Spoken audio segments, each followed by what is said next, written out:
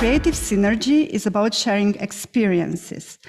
Creative Europe desks from the neighboring countries joined forces to encourage you for cross-border networking.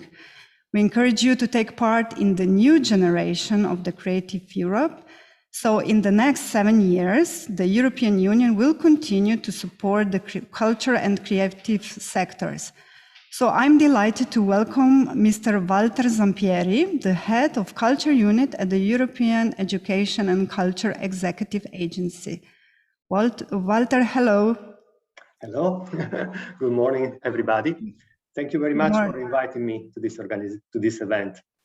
Yes, thank you very much for being with us. Can you make a bridge between the old and the new Creative Europe program by highlighting the most important priorities for the next 7 years? Well, yes, absolutely. I mean, this is a very interesting moment, no? Because we are between the old Creative Europe program and the new one. The old one, in a sense, is still continuing, no? Because we launched some calls and we did some contracts at the very end of last year. So projects will continue for a few years now. And of course, the new one is just around the corner. We know that next week, the Parliament will finally approve formally the legal basis, the new program. The week after, the Commission will adopt the work program. And then, as soon as we can, in the agency, we will also publish the new codes. We should not expect a huge revolution, and I hope that the beneficiaries, the prospective beneficiaries, will be happy about that, because I believe we have been quite successful until now. What is Creative Europe? I mean, Creative Europe is the only EU program that focuses on culture in itself. Of course, there will be probably, certainly, in many countries, more funds that comes from the regional and structural funds, of course, but that's in national funding, basically. Creative Europe is the only program that allows you to create, to let European works and European artists circulate around Europe, and of course, networking, which is also you're also doing today, and I'm very, very happy of what you're doing. What have we done over the last 7 years? We will see some results also in specific countries now. But overall, we funded more than 1,000 projects. That's just a figure. But if you translate it into more than 4,000 organizations coming together, you see that there is a huge super network in Europe, thanks to Creative Europe. It means hundreds of artists and thousands of citizens, because this is really what Creative Europe has been done and will be doing also in the future, which is creating new audiences and reinventing the relation between art and citizens. This is the kind of innovation that we're looking at. This is also the kind of things that the beneficiaries have been forced to do because of the very specific circumstances in which we found ourselves, of course. But that's also why we organized that event that you also mentioned last week, which is about sharing good and maybe challenging practices in the difficult situations in which we are. So what will happen right now with the new program? As I said, do not expect revolutions, in particular this year, because this year can only be a transition period, of course. But it will be, I believe, a better program.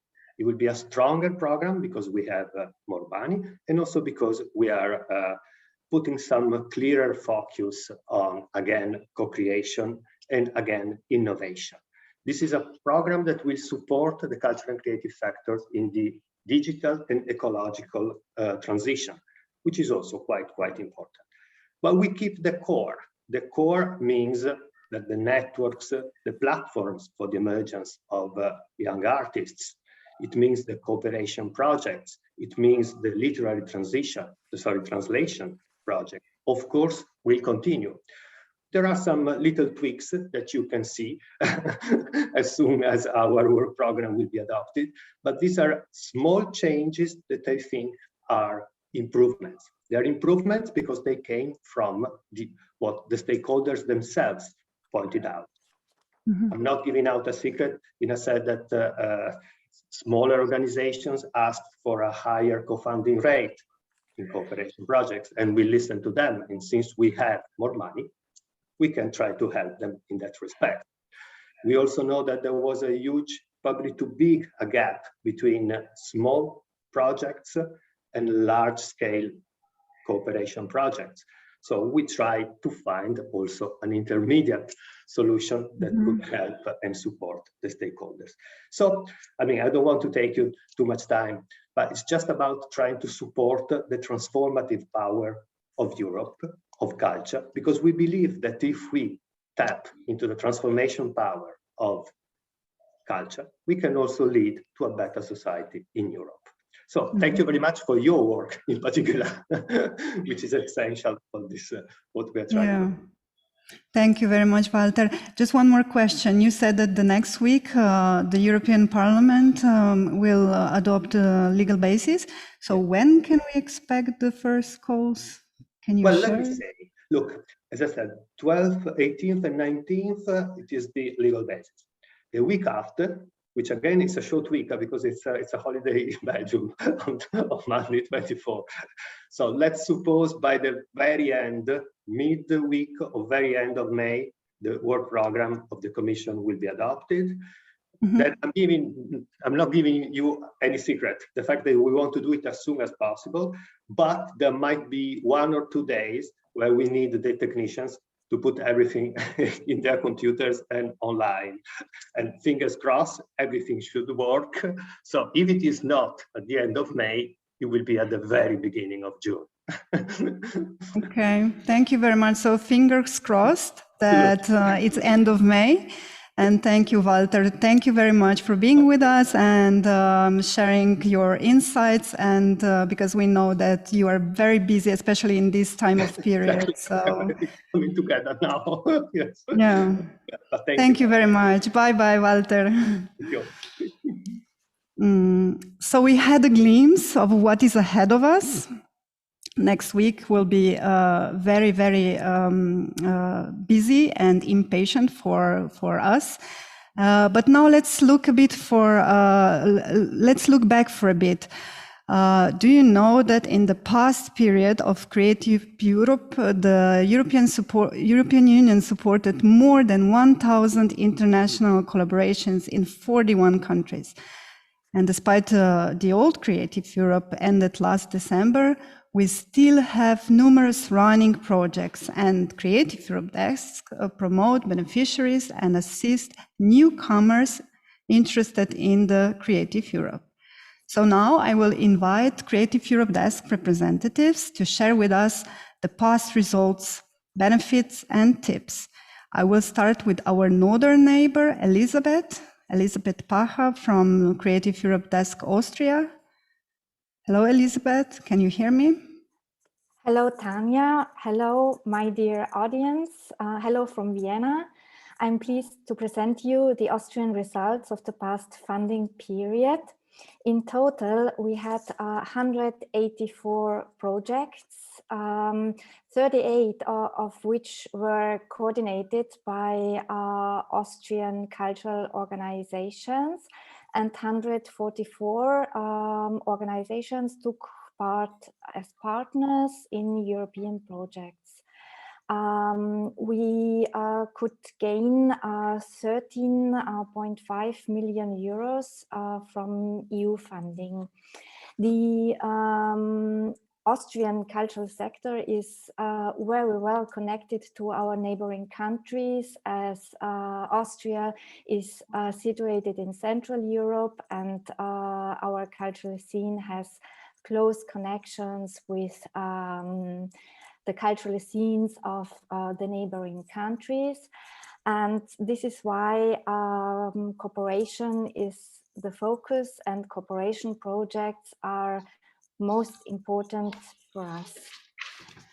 For my presentation, I chose a thematic approach. It is important to place European projects in a current cultural policy context and to link them with the priorities given in the calls. And I would like to highlight that the European cultural agenda is the most important reference document when it comes to the cultural policy context. I would like to share with you 3 case studies on emerging themes. And all 3 projects have partners in Slovenia, in Croatia and Hungary. The first project is Clowning Connects Us, and it stands for the field of arts and health. It is implemented by Red Noses International in cooperation with Red Noses organizations. It's a field, it's a project in the field of healthcare clowning, which also generates visibility for the arts and health and well-being movement. As you can see from the image, through co-creation, artistic formats are created for new audiences. And the aim is to have a positive impact on mental health and well-being.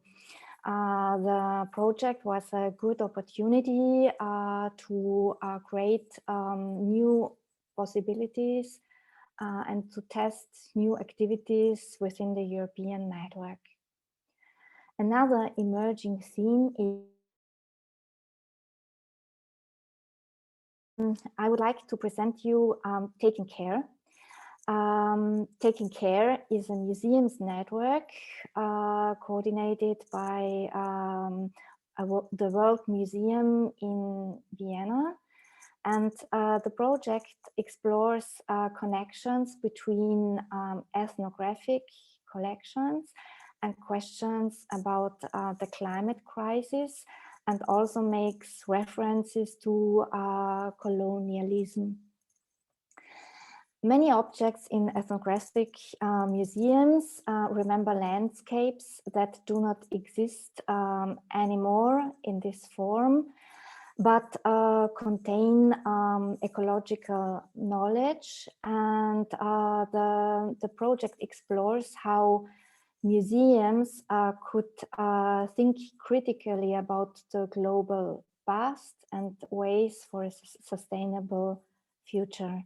And this is done in a creative way. And the third project tells us also about an emerging theme.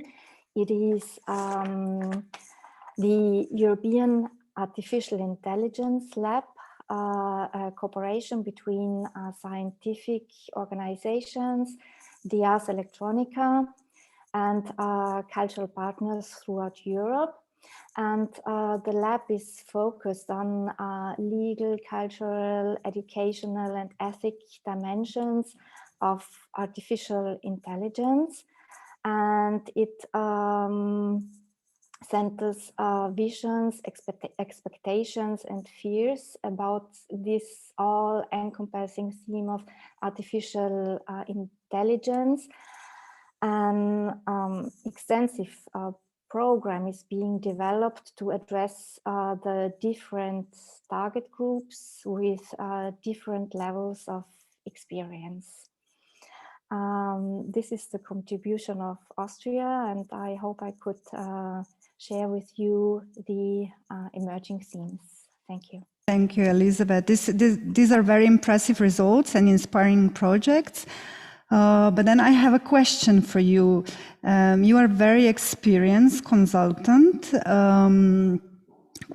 been around quite a long in the Creative Europe Desk network.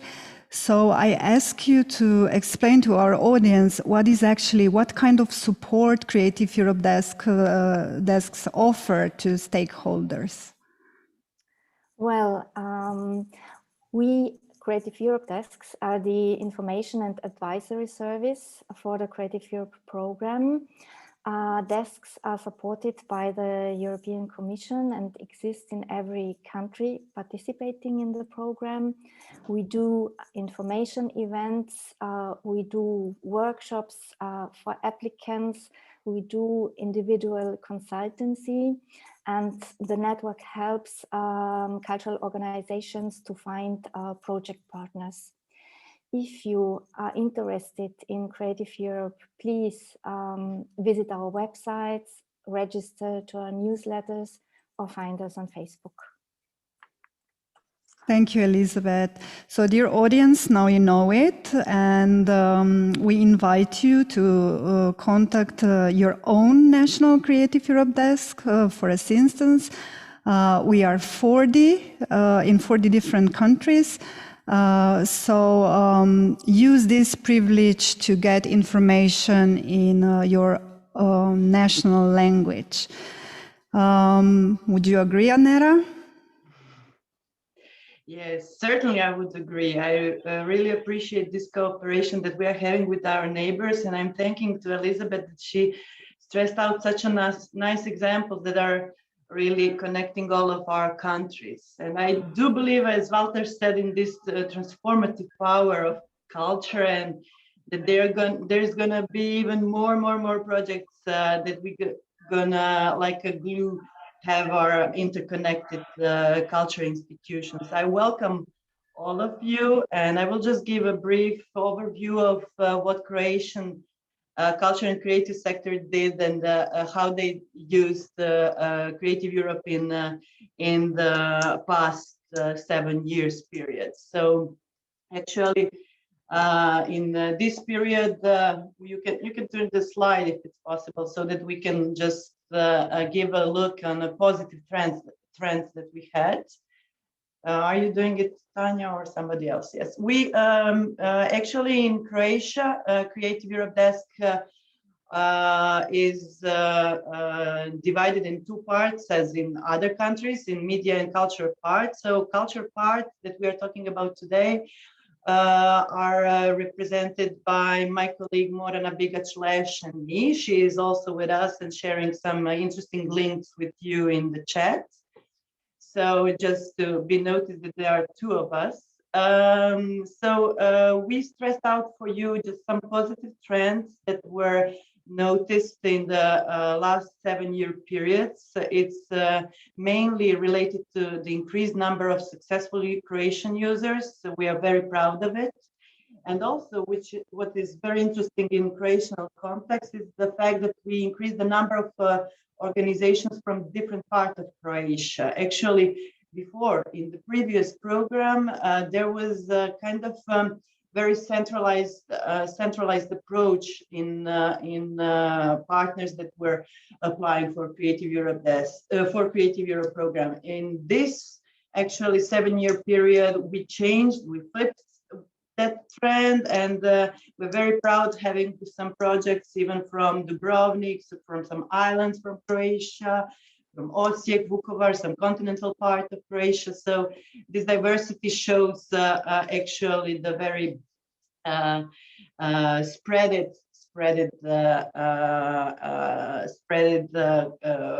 cooperation in Croatia. And the third positive trend that we have noticed is this diversity of applicants, actually, because before this Creative Europe program, in the previous program, Culture program, there were only NGOs applying for Creative Europe. So actually, in the last 7 years, we have some institutions like national theaters and national museums that started to apply, which is a kind of a huge difference for us, and it's very welcome.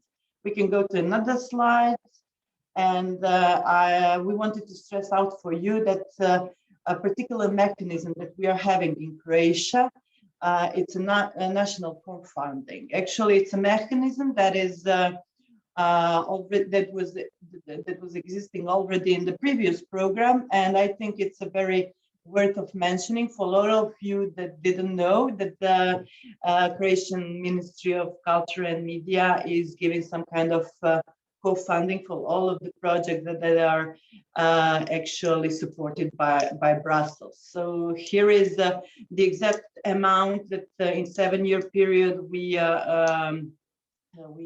co-financed. if we put it in euros, it would be kind of a little bit less than 1.5 million of euros. And next slide, please. This is actually a barcode that you can scan, and it will lead you to our nice publication that we have launched actually last week.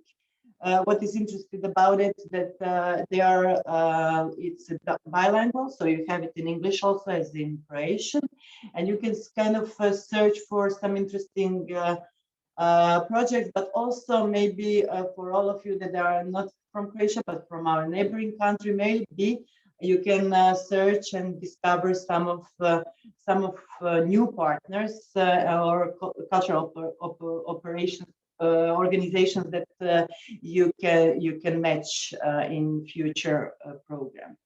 And actually for the last few seconds of this presentation, I have decided to show and share with you our promotional video, which is like 1.5 minutes long. But since it's in Croatian, we have decided that we're gonna put it and show it to you without music, and I will explain what this little video is about. So actually, I'm not sure if all of you are familiar with the fact that the slogan of last program period was Imagine, Create, Share. So for the upcoming period, the slogan will be pushing boundaries, just to let you know. But what we did in this video, we wanted to just to give you an overview of what this program was actually related in the European context, with the support that it had in the European European level, and then we will slightly switch in Croatia. Here we are switching in what did it bring to Croatia. Actually, it brought almost 11 million euros of support. Almost 96 organizations were involved in this period. There were like 167 partnerships established, which is a nice number for Croatian context. And we had the European Capital of Culture. We had a few European Nostra grants, and we actually did a kind of inspiring results. We are very proud of it. This is about it, Tanya, from my side, but I'm really looking forward to the networking part, where we're gonna be with Edwin, and where we're gonna kind of maybe try to find some new solutions, new partnerships, and new projects. Yes, thank you, Nera. This was very, very impressive, and I'm already looking forward to reading your publication. You mentioned partner search. So I was wondering, can you share with us, with our audience, an advice? What should organization be aware of when searching for partners? I think first of all, organizations should be aware of the fact that one of the criteria for getting support from Creative Europe is partnership, and how good it's interconnected. So I would advise always to get involved maybe with some partners that you already have known from before, or partners that you are sharing the same values, that you are sharing the same aesthetics, that you are sharing some kind of artistic policy that links you all together. On the other hand, it's always nice to have partners that can push you forward, push your boundaries, as a new slogan from Creative Europe. But to take a safe side and to be sure that it's going to be a nice partnership, you have to have a nice dialogue and communication, very open and receptive, I would say. I don't know if it answers your question, but kind of hopefully it's a good advice. I think you captured the essence. So thank you, Anera, for sharing your advice. And so let's use this opportunity to invite our audience to join us for the networking session on the very last part of the event. Please know that the networking session will take place on a separate link. You received it in your email box, or copy it from the chat. Of course, you are welcome, and we encourage you to use the chat option for any questions for our Creative Europe Desk's representatives or for our guest speakers who will be with us a little bit later. But now I'm calling my Hungarian colleague, Gábor. Hello, everybody. Hello, do you hear me? Yes, perfectly. Thank you. Yeah, thank you. So tell us, what is your experience? What is Hungarian experience within the Creative Europe program? Yeah, next slide, please. So now we are working on a booklet, which is called Creative Europe Stories, and we are finishing it in 2 weeks, and we will publish it. It's much like the Croatian one. It's bilingual, so I invite you all to read it. And we didn't put in like project descriptions, but made interviews with successful beneficiaries. And we had the first edition of this publication in 2018, and now we have the second edition. And with these two booklets, we covered the seven-year period of 2014-2020. And we managed to have these interviews with about 50 Hungarian organizations, and we have more than 100 who participated in the Creative Europe program in this 7-year period. Next slide, please. In Hungary, it is common usually that organizations are not coordinators, but rather partners in the project. And the success story in Hungary was the literary translation projects, but I'm not going to talk about them because today's event is about cooperation. And now I'm going to talk about cooperation projects.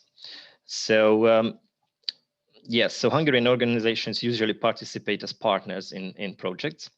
And it could be a longer process to achieve, to win a grant, basically. So I just would like to tell future applicants that if they send in an application and maybe they don't succeed first time, don't be sad, but don't give up and try again, because we can see this is a process that first somebody becomes a partner in a project, and then after that, maybe after some years, he feels like he will be the organization will be able to coordinate the project.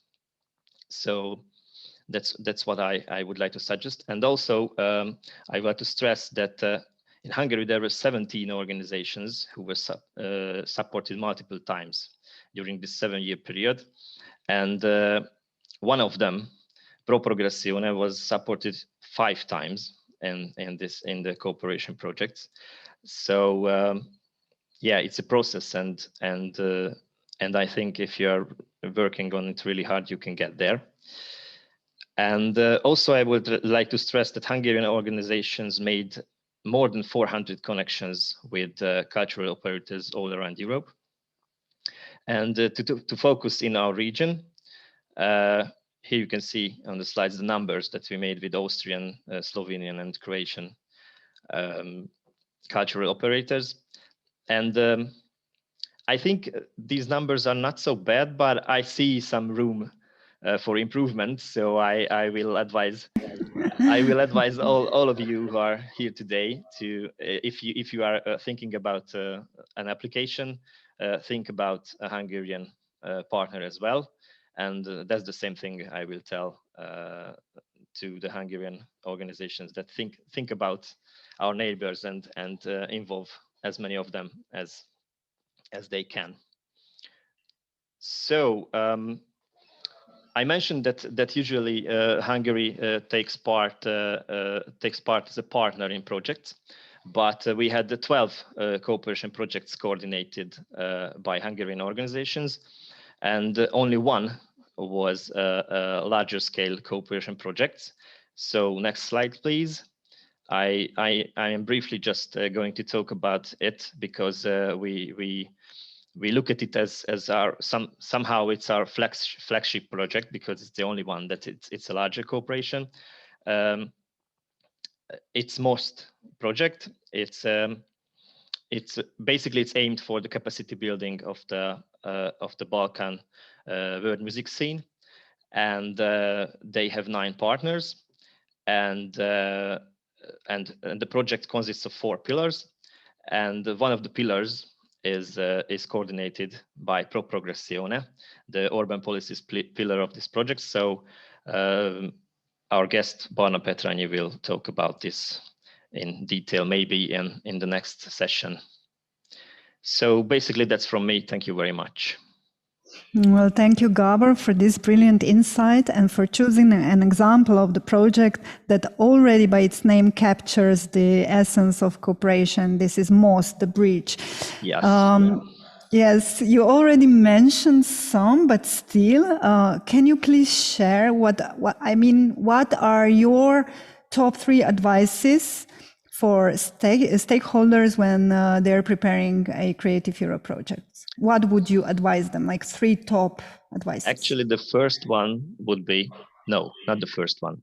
The one before the first one would be to contact the Creative Europe desk in your country. So yeah, that's the first, before the first one.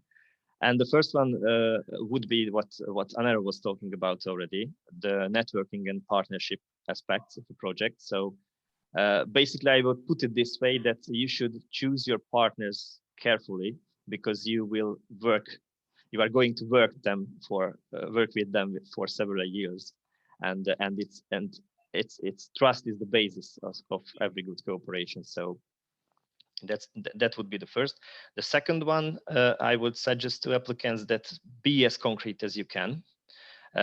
I mean, in the application, you have to basically answer 3 questions. The question of who does what, who you are, what are your experiences, etc. What are you going to do? What do you want to achieve? And the third question is how you want to achieve it. So, and as concretely and as practically, you should mention these in your application as you can. And the third one would be less is usually more, meaning that maybe you should focus on only one priority in your application, rather than try to achieve too many things at once. This is great. I hope our audience has carefully noted your advices. Thanks, Gabor. Thank you very much. Now, last but not least, I will pass the floor to my colleague Mateja.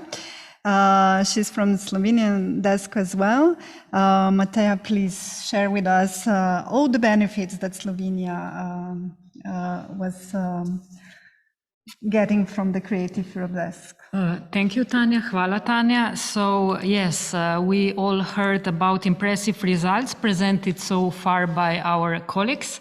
And these results prove how relevant international cooperation is for the culture and creative sectors in this region. Slovenia, as well successfully contributed to its share. Altogether, 98 Slovene organizations were involved in as much as 89 international projects in this period as coordinators. And if we add also partners, Slovenia has actively participated in over 200 successful culture projects in all the schemes. These 98 different Slovene organizations are coming from 19 different Slovene cities. Some of them are 2/3 approximately are NGOs, and 1/3 go to public institutes. And they have a big, as I said, a big majority, and as you can also see from the slide, a big majority has a seat in the center part of the country, even more narrow. As much as 70 successful organizations come from Ljubljana, the capital. I think that capital cities are very successful in all the countries participating in the program. But if we have a look at this case of Ljubljana, we can notice by comparing data that even compared to other European cities, Ljubljana is very well placed. Actually, one of the top 5 European cities in all the 40 or 41 countries.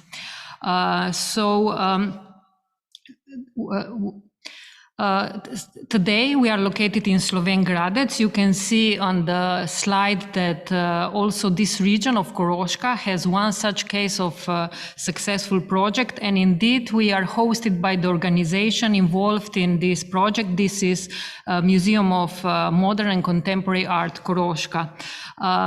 And one thing I wanted to add here is that our desk has also a special mission to support other Slovene regions to get more involved in the future generation of Creative Europe. So we hope that this organization will also stimulate others from these regions and also other regions to become more active in the program.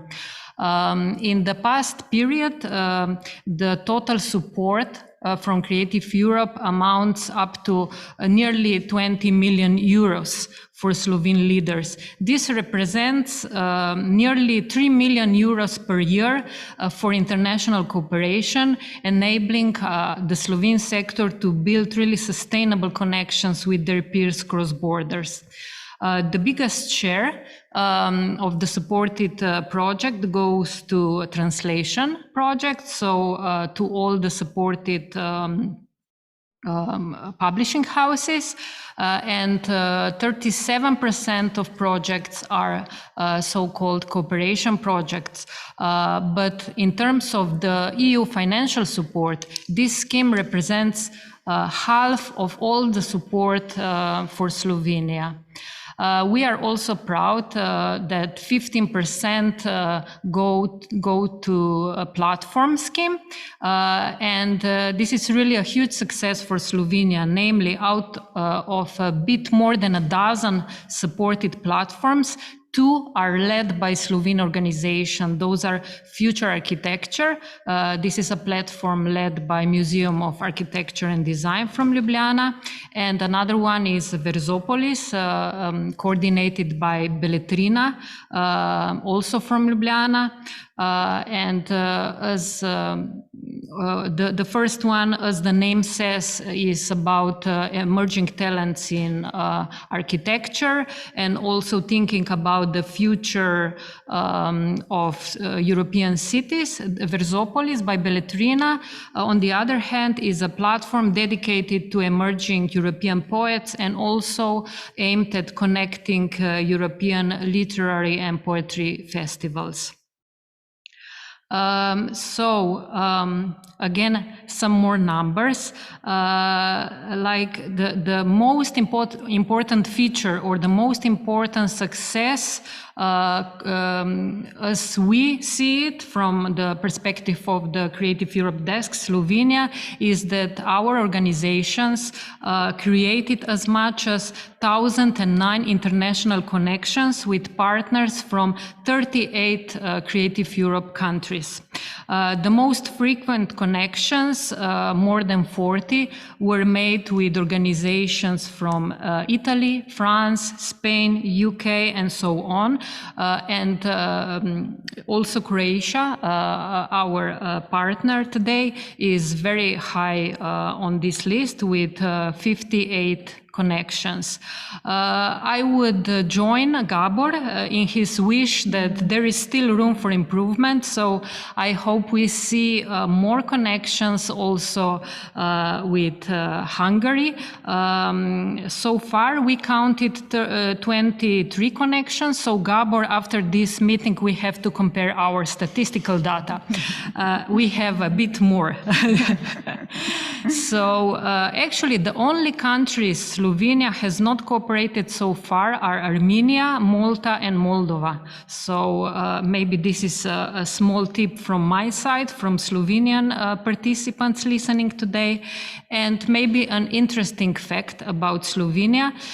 During the previous program, there was one special call for cooperation project dedicated to promoting cooperation with the region of Western Balkans. And this special call brought to Slovenia more connections with these countries than in all the cooperation project calls combined for the entire duration of the previous program. But to end up my presentation, I would ask ourselves and you as well, are these numbers all that matters at the end? Recently, the founder and longtime director of the Bunker Institute, Nevenka Kopriušek, passed away. Maybe even some of you following us today knew her personally or professionally. Nevenka and her team from Bunker Institute, they are one of the most experienced and successful Slovene organization in the Creative Europe program, but not only. Under the leadership of Nevenka, the Bunker team has openly shared experience and contacts and knowledge, encouraging others to embark on this path of international cooperation. And we strongly believe that also because of them Slovenia is so successful in Creative Europe program. Nevenka has been a continuous inspiration and motivation for the Slovene and international cultural community. And also for our team, showing that the biggest value of Creative Europe is the power of bringing people together and building lasting connections and affecting a real change. Or as Walter said before, bringing people together that will eventually use transformative power of art and culture. So if you really need motivation to connect, to collaborate, and eventually to apply for calls, I invite you to discover a cooperation project called ACT, meaning Art, Climate, Transition, and read the tributes that project partners have written to Nevenka. ACT connects 10 organizations in the performing and visual arts and focuses on arts, ecology, climate change and social transition, while connecting it to the interlinked issues of inequality, climate justice and urban ecologies. Great inspirations also in terms of one of the most relevant priorities of the forthcoming generation of Creative Europe. Thank you, Matea. Very well said. And indeed, it is about people. It is about building lasting connections and affecting change. So to round up this first part, please remind us why Creative Sinergy, why we have chosen to cooperate with our neighboring countries from Austria, Croatia and Hungary. Probably you all think that my answer will be, we are neighbors, so it's logical that neighbors do cooperate, but we see in our neighborhood that this is not necessarily the case. And I can only repeat what I have stated for Nevenka's case. So I think at the end, what matters the most is how people are interlinked and how they are connecting. So actually why we are organizing Creative Sinergy events, because during the past years, we've built really sustainable friendship with our colleagues all around Europe. And this is for us also the biggest value of the program. Thank you, Matea.